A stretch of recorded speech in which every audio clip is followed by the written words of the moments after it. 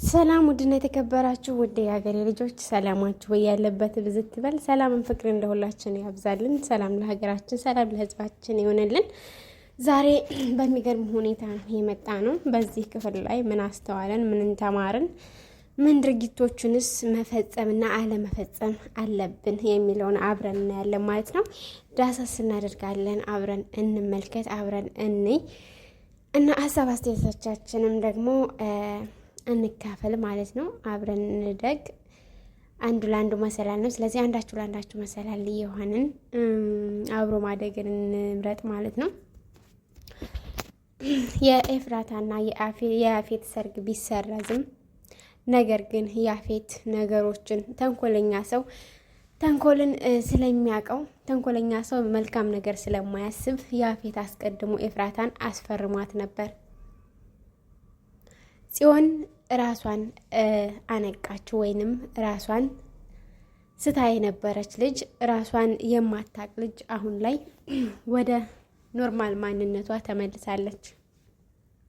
የሰርጉ መቋረጥ ለነሱ ደስታ ሆኗቸው ሳለ በድንገት ግን ኤፍራታ የናታንን ቀለበት አልቀበልም ባለችበት ሰዓት እሱ ዝግጅቱን ጨርሶ ነበረ። ስለዚህ ትላንትና በፍርድ ቤት ተጋብተናል ወይንም ተፈራርመናል በማለት ስትላቸው ቅስሙ ይሰበራል። ናታን ተስፋ ቆርጦ እሷ በቃ ከኔ ልቧን አውጥታለች ወይንም ከኔ ጋር ፍቅር የላትም፣ ስለዚህ እየተጫወተችብኝ ነው በቃኝ በማለትም ተስፋ ቆርጦ ወደ ቤቱ ይመለሳል።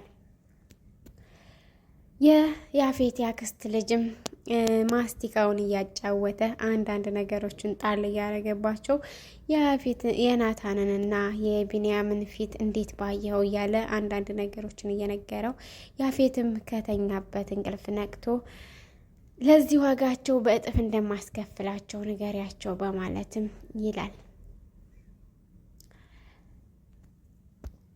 ጽዮን ነገሮችን ለማስታወስ መሞከሯ በጣም ደስ ይላል።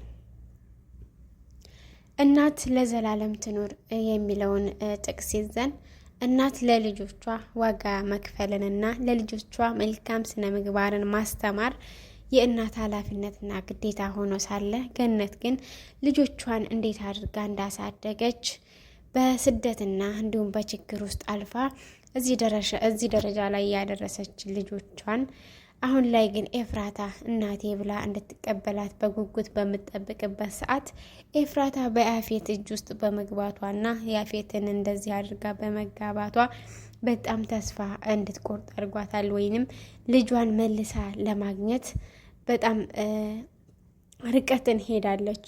ልጇን እንዴት አድርጌ ማግኘት እችላለሁ የሚለው ሀሳብ ከአእምሯ ውስጥ ሊጠፋ አልቻለም። ኤፍራታ ለእናቷም በዙሪያ ላሉ ሰዎችም ሰቀቀን ሆናለች ማለት ነው። ያፌት እስከ መቼ ነው ተንኮሉን አጣጥሞ የሚኖረው? ተንኮለኛ ሰዎች ከተንኮላቸው ሊማሩበት ይገባል። በዚህ ፓርት ላይ እንኳ ተንኮለኛ ሰዎች ሲቆጡ ወይንም ከተንኮላቸው ሲማሩ የሚያሳይ አንድም ነገር አላየንም። ስለዚህ ቢስተካከል የሚል አስተያየት አለን። እናት ማንኛውም ነገር ለማለፍ ከፈለግህ የማታልፈው መንገድ የለም። እመን እንጂ አትፍራ። ነገሮችን ለመጋፈጥ ከፈለግህ ሲስተመኛ ሁን።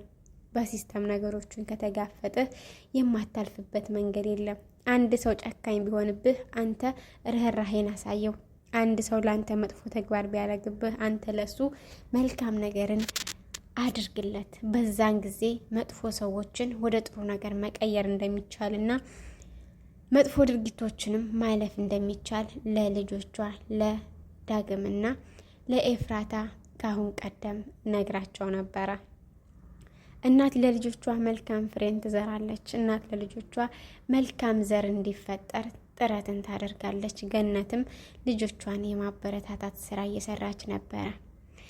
ዳግም በእናቱ ተናዶ ምግብ እንድትበላና ራሷን እንድትጠብቅ ቢነግራትም በእናቱ ተናዶ ይወጣል።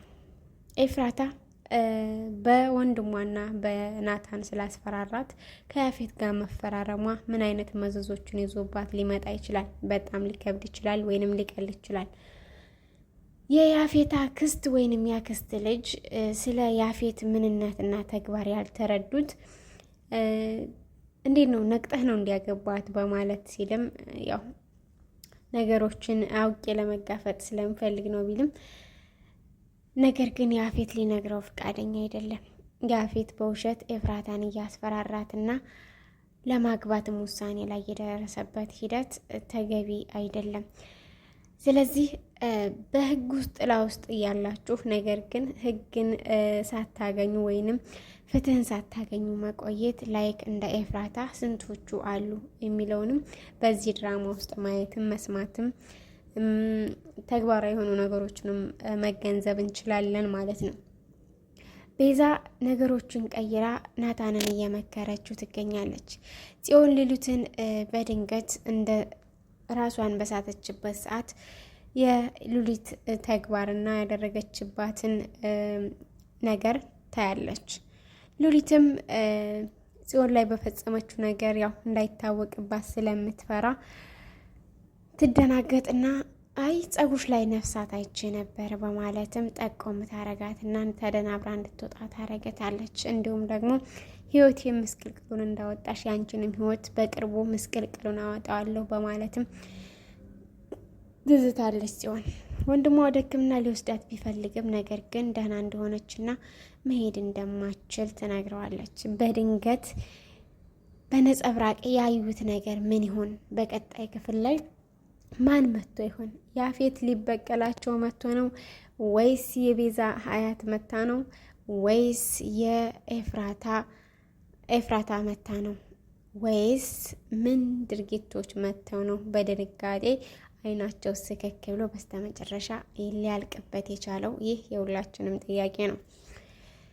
የሰርጉ መሰረዝና እንዲሁም ደግሞ የያፌት ተንኮል እንዲሁም ደግሞ የነ ናታንና የነ ቢንያም ድርጊት አዋጭነቱ ምን ላይ ነው? ተግባራዊ አደራረጋቸውስ ስህተት ነው ወይስ ትክክል ነው የሚለውን አብራችሁን እናያየዋለን ወይንም አስተያየት አድርጉበት ማለት ነው።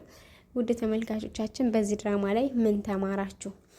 ተንኮለኛ ሰዎች ተንኮልን ደራርበው እንደሚጠቀሙና መልካም ሰዎች ደግሞ ለሚወዱት ሰው ተሸውደው ራሳቸውን መስዋዕት እንደሚያደርጉ ነው የሚታየው። ወይንም እናት ልጇን ከመጥፎ ነገሮች ስትከለክል ወይንም ከመጥፎ ድርጊት እንዳይገቡ ትምህርት አዘል ነገሮችን በታሪካዊ መልክ እየነገረቻቸው ልጆቿን ለማጽናናት የምታረግበት መንገድ የገነት ንግግር በጣም ተመችቶኛል። እናት ለዘላለም ትኑር። እናት ስትኖር ሁሉ ነገር ያምርባቸዋል። ችግሮች ቢበዙባቸውም ነገር ግን የመውጣትና ከችግራችሁ የመዳን ሂደቱ አሪፍ ነው ወይንም ሂደቱ ቀለል ያለ ነው ማለት ነው። ስለዚህ የያፌት መጨረሻ ምን ይሆን? የኤፍራታ መጨረሻ ምን ይሆን? ኤፍራታ በስተመጨረሻ ከናታን ልታረግዝ ትችላለች። ነገር ግን ያፌትን እንዴት አድርጋ ልትፋታው ትችላለች? በወንጀሎቹ ዙሪያ ራሱን ወደ ከርቸሌ በሚሰድበት ዙሪያ ያን ጊዜ ነፃ ልትወጣ ትችላለች። ግን ብዙ ወጥመዶች ሊጠብቋት ይችላሉ። ኤፉዬ ፈጣሪ እርዳሽ እያልን እንዲሁም በዚህ ህይወት ላይ የምትሰማሩ ሰዎች በዚህ ህይወት ላይ ያላችሁ ሰዎች የፈጣሪ እገዛ አይለያችሁ። በድራማ ውስጥ በእውነተኛ ገጸ ባህሪ ሊኖር ይችላል ብለን መገመትም ይኖርብናል ማለት ነው። በዚህ ውስጥ ስንቶቻችን አለንበት?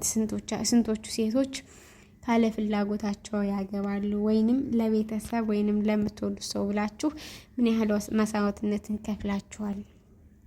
አንድ ሰው ለሚወደው ሰው ምን ያህል መስዋዕትን ይከፍላል? ላይክ እንደ ኤፍራታ ማለት ነው። ኤፍራታ ለቤተሰቧና ለፍቅረኛዋ ስትል መስዋዕት እየከፈለች ትገኛለች ማለት ነው። እና ውድና ተመልካቾቻችን በምናያቸው ድራማዎች መጥፎ ነገሮችን ብቻ ሳይሆን መልካም ነገርን እየሰነቅን እየተማርንበት ብንጓዝ የተሻለ ነው ማለት ነው። የቤዛ መቀየር፣ የጽዮን ማስታወስ እንዲሁም ደግሞ ኤፍራታ የናታንን ቀለበት አልቀበልም ማለቷ እንዲሁም ያፌት በቀልም በበቀል ላይ መጨመሩ እንዲሁም ሔዋን ራሷን መስዋዕት ከፍላ ስራዋን ለማክበር የምታደርገው ጥረት እንዲሁም ደግሞ በስተመጨረሻ እነ ናታን ወይንም እነ ቤዛ ቤት እየመጣውና ያስደነገጣቸው ነገር ምንድን ነው የሚለውን በቀጣይ እናያለን ማለት ነው። ቤታችንን ቤተሰብ የሆናችሁ አበረታቱን። በራሳችን ስራ እስከምንመጣ ድረስ ወደ 10K አጠጋጉ ማለት ነው። ሰላምን ፍቅርን ለሁላችን።